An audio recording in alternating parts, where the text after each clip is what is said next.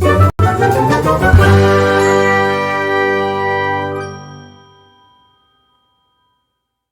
friends, welcome back to Top 5 Wednesdays and happy rebirthday to me. As I am filming this, it is my 25th/20th rebirthday. I'll explain. So, as I'm filming this, I was diagnosed with acute lymphoblastic leukemia, which is a type of cancer, 25 years ago today. But I was cured 20 years ago today. So, depending on how you look at it, I'm either 20 or 25. I say I'm 25. But it's something that I celebrate every single year, and something that's really cool about my rebirth day in particular is that it's also National Cancer Day. So what are the chances? What's the likelihood? But I just wanted to share that with you. You will not be seeing this until Wednesday because it is Top 5 Wednesday. And I will link the Goodreads group that I'm a part of that comes up with all of the prompts down below. So if you want to join, if you want to blog or do a video, then you may also have the chance. So here are my books for my top 5.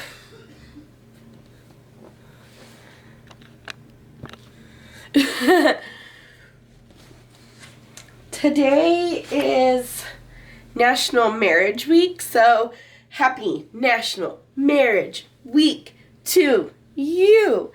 But to celebrate, we were supposed to pick our top couples from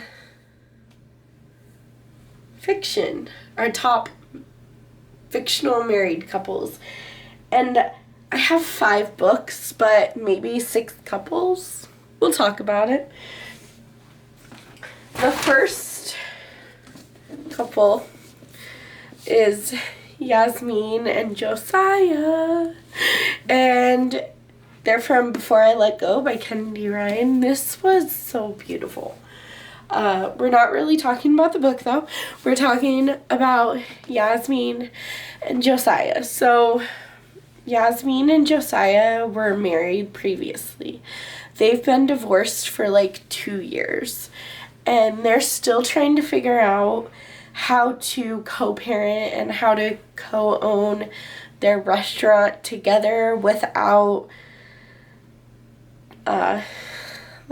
having the other one there for them at the same capacity, because they're not married anymore, so they're divorced, but they're still very important people to one another.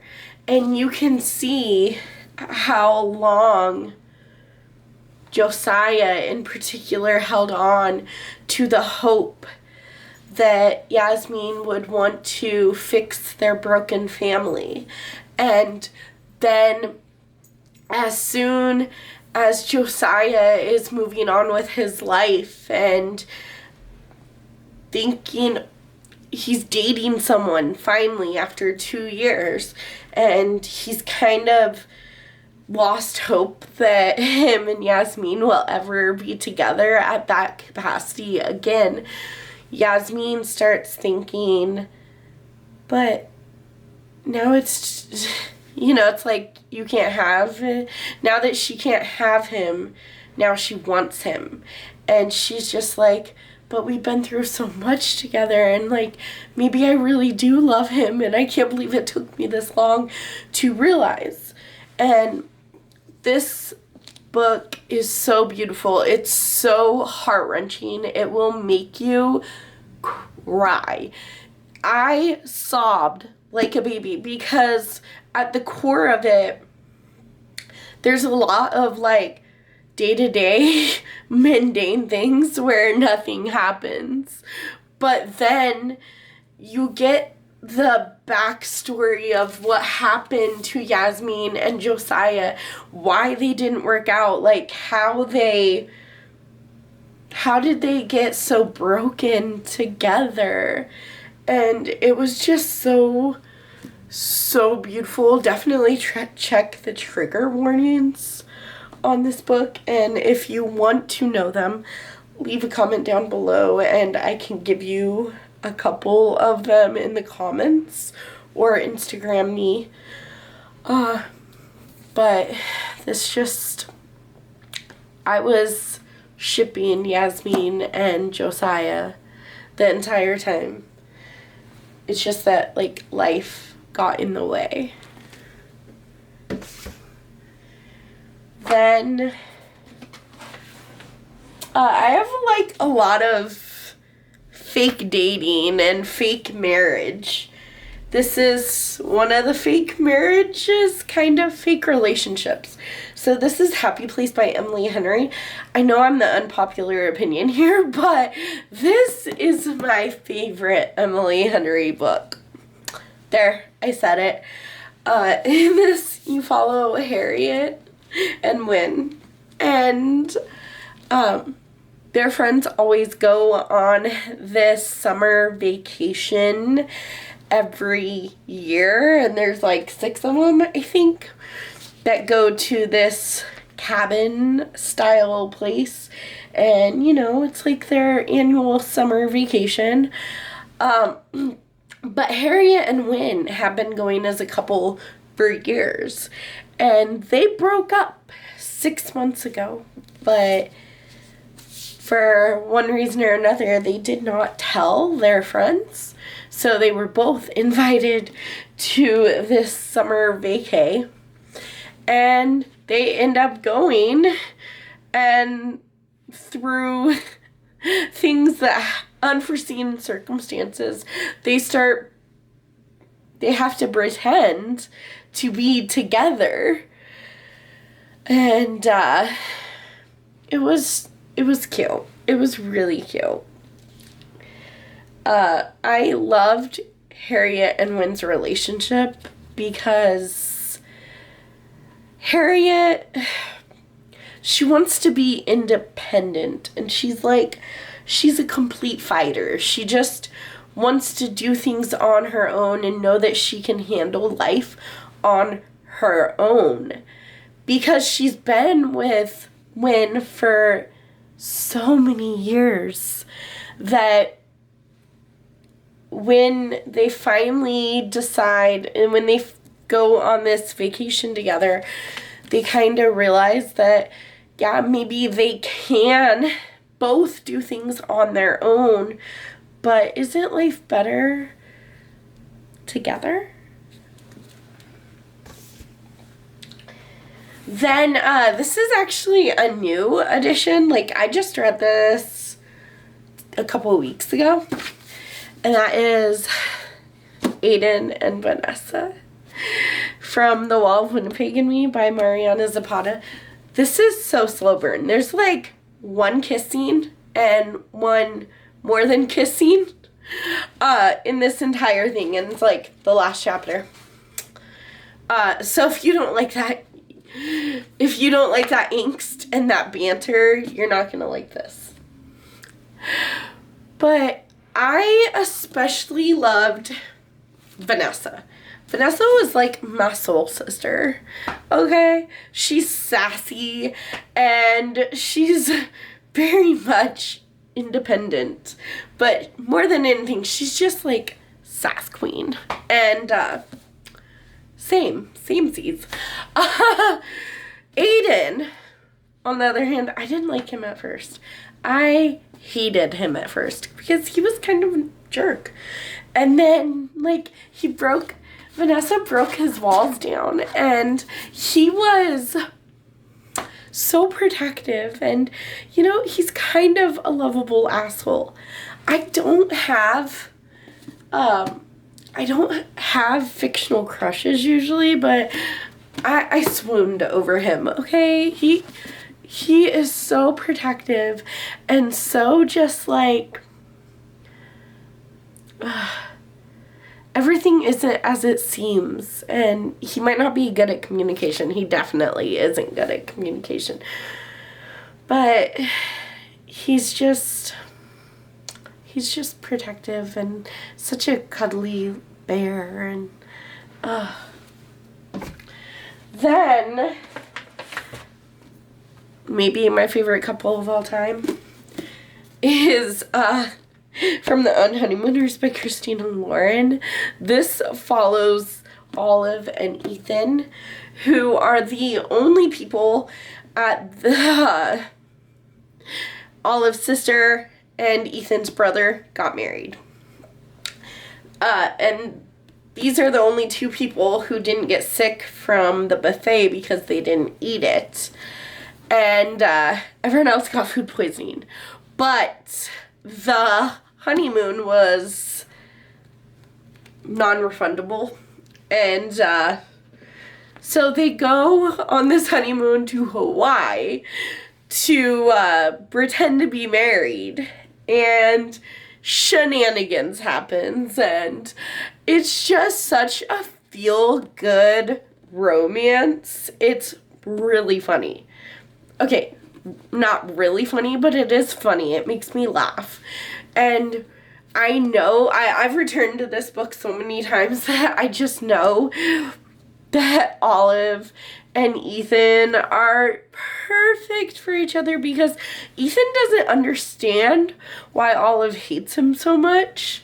And Olive was under the impression that Ethan hated her too. And then just slowly, I mean, not super slowly because it's only a week in paradise or in Hawaii.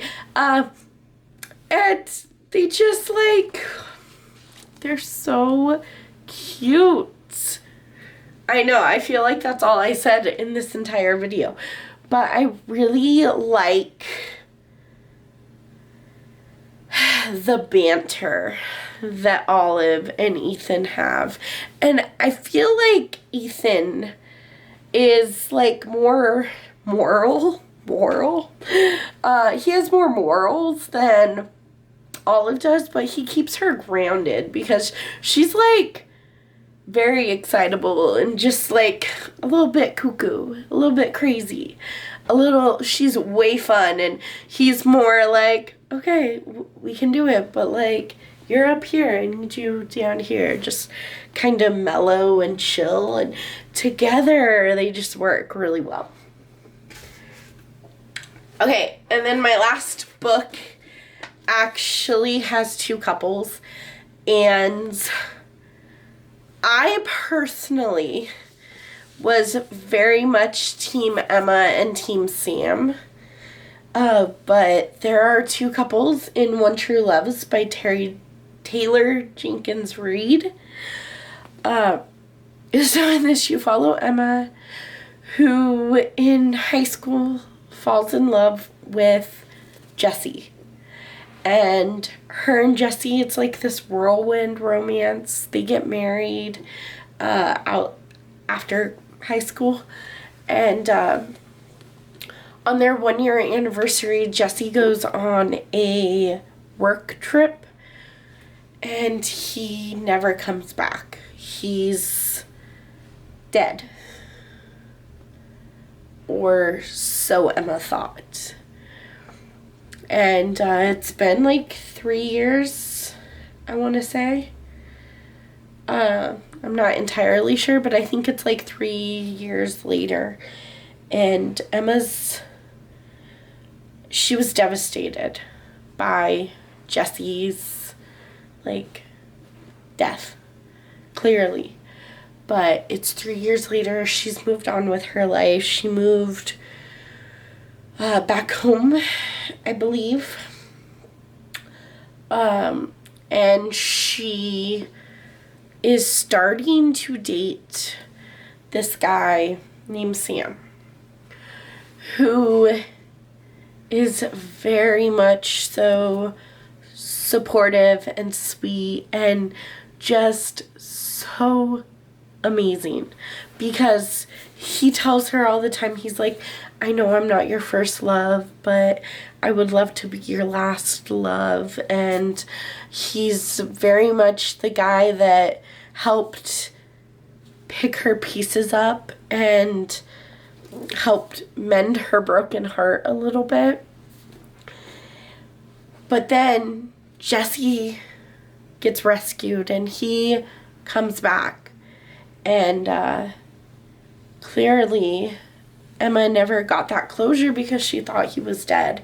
Everyone thought he was dead, but he was stranded on this island, and his story was incredible. And like, you think back to basically when they were kids, and when Emma and Jesse first fell in love, they were children. I mean, they were in high school, but you know, they had a good thing going, and more than likely, if he would have never taken that trip, they would still be together.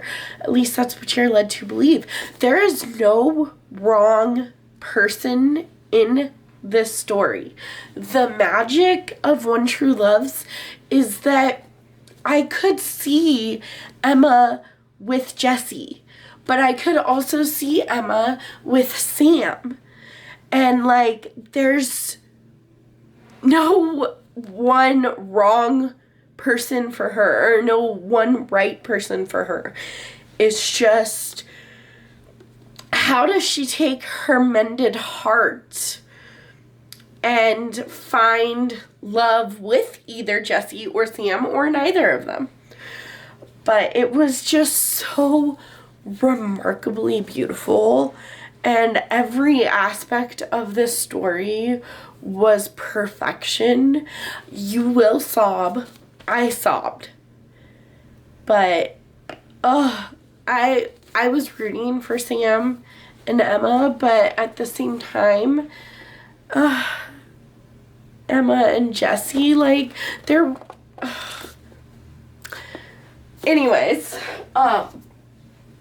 those were my top 5.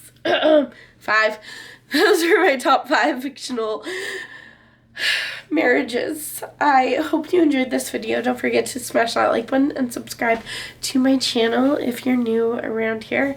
I will catch you in the next video. Bye.